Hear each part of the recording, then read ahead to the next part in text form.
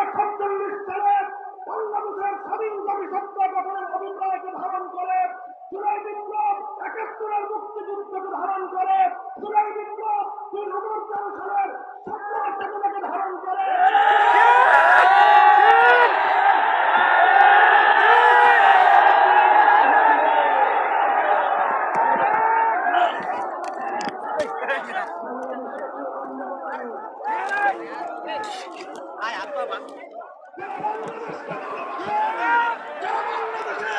শতবর্ষের ঐতিহ্যের স্বাধীনতার সংগ্রামকে যারা ধারণ করেন, জুলাই বিপ্লবের বিপক্ষে তারা থাকতে পারে না।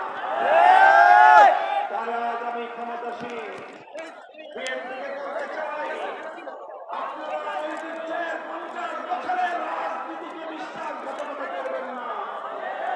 শহীদ জিয়াউর রহমান, বেগম খালেদা জিয়া দেশের সঙ্গে গাদ্দারি করে বিএনপি দেখতে পারবে না। বাংলাদেশি জাতীয়তাবাদ এবং বাংলাদেশের আমি